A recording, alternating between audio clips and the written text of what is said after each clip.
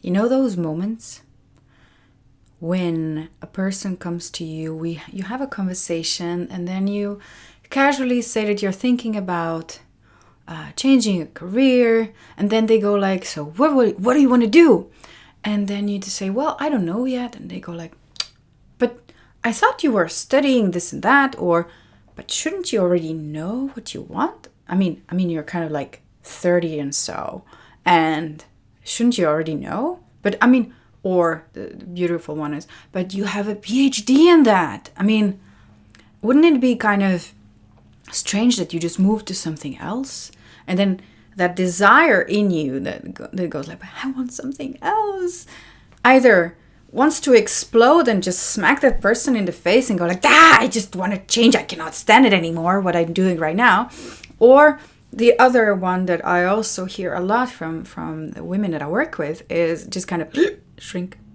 Okay, maybe I should not go. Maybe I shouldn't even think about changing. So that statement, that belief that there is a time that we reach in our lives that we should already know what we want by then, I think that's such utmost bollocks. And today I want to tell you why that is so. Hopefully that also kind of relieves some of this tension that our culture puts on us, especially on women, because, we are good girls, we've been studying, we've been doing good decision making since from the start. But you will not believe how many times women come to me, to my practice, and they go like, Nisha, I have the feeling that I kind of lived somebody else's life. Somebody has programmed that particular life for me. And I have no clue what I want instead. And that's fine. Like, if you're at that particular moment in your life, lady, you are okay. Okay? Let's get that clear. Nothing's wrong with you. What is happening is that one of our major systems in our society failed us. Like, majorly failed us. And I'm talking about the education system. So I'm a teacher by profession, and I've seen that in my students before I moved to working with adults. There is just no moment in our education that we've been sat down and said, okay, what is it that you want? And really looked from a genuine curiosity perspective of having that kid in front of you and say, okay, what is it that you're longing for? And then helping them translate that into something that makes sense in our society. So that's one thing. Another thing is that whatever our universities are offering is not necessarily responding to the needs on the market. So we come out of this situation, out of this system of education, prepared for something that might not have even existed. Let me give you an example of my own. And of course, let's take it from a context that I've been born and raised in I was born in a socialistic country. So when I was born into Yugoslavia, but when I was about 9, we separated and became democratic country from one night to the other. And of course, that takes time. That takes adjustments to not only the systems, the legislation, but it also takes time to change our mindset shifts about what is needed, and then really looking for, this is what the market needs, and this is what we're offering. So when I was in 5th grade, well, at the time when I started actively thinking about what type of high school I want to go to, somebody told me that there is a test that I can do in elementary school. That will tell me what I should be pursuing, what is good for me, what will I be good at. And I think I was about 12, 13 years old then. And I was already pretty active in Scouts, so I was very actively using my talents on a daily basis. And I had a hunch what I wanted. So I was really, really gifted with a family that supported me, saying, whatever you want, we'll support you. And having this environment of Scouts and Scouts friends and Scouts mentors that said, you're really good at leadership, you're really good at explaining things, so they were giving me feedback on what was good about my skills. And I'm aware of the fact that not every child has that beautiful gift already given at that such an early age. But okay, I was curious, so I went to this counselor, and she gave me this, and I remember pages and pages, then I needed to do. And what came out, I was like, what is that? Because apparently my perfect career choice for me would be ventriloquist. Now, I didn't even know what that is. The lady who gave me the test didn't know what that is. So I had to look it up. And, that's the, when somebody has a puppet, like a comedian or so has a puppet, and then they speak so that the puppet speaks, but you don't really see the person speaking. So and then you can have a conversation with that puppet. And ventriloquist is the person who is talking out of their stomach. Now, this profession does not exist in Slovenia.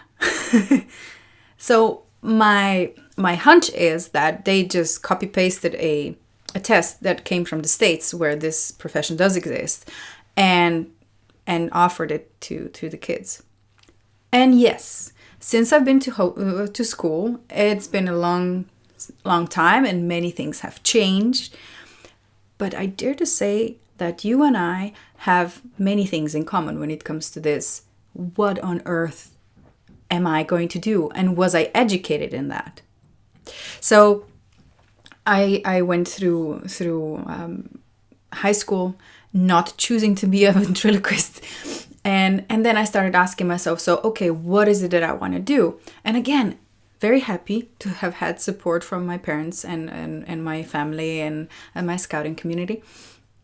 And I was also always very curious, okay, what makes me happy? What's fun to do and things like that. And yet, with all of this support from my background, from my roots, I still ended up doing something that I thought I should be doing. And that is another piece of education that you and I have probably never gotten.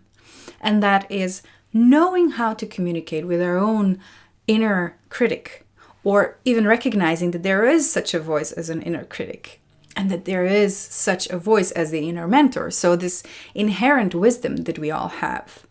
I do believe that we as women have a more direct connection to this inner mentor than men, because we pay more attention to these details and to these intuition voices. But that's a conversation for a different video.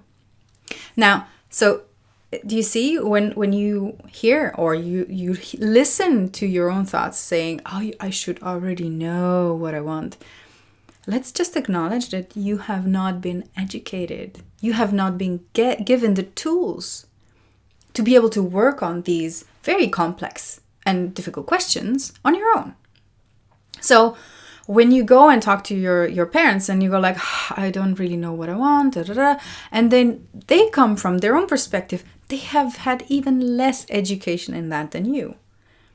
So that's why, unfortunately, seeking advice with people who have not been given tools in the type of stuff can be a pretty daunting thing, especially because the advice you might be given is from a perspective from a generation that has a different context than you. So whenever you're seeking advice on how should you go on and what are the changes that would be good for me, please first listen to your intuition. I do believe you already have this beautiful wisdom that you just need to unlock. And secondly, if you want to have any help with that, I created a career choice kit for curious women like you, where I take you through 6 questions. And that is a way for you to go into this wisdom that I do believe you already have. So if you don't have that, if you haven't had that kit on your computer yet, and the videos and the emails that I sent with them, then come, subscribe, and let's start today. Because it is very, very important that you're not alone at this particular path. It can be daunting. And as a goodbye, I would like you to do something for me. I'm so curious what other sentences are there still that piss you off? Like, get a real job, or, you should already know what you want because you're blah blah age, or you've done this and this education. Please, please, please hit in the comments below and tell me what are the sentences that really piss you off when you hear them. And I'm really looking forward to making videos like this about those, because every sentence is hiding a gem, a wisdom, a knowledge behind them, and a reason why these, cliche stories exist.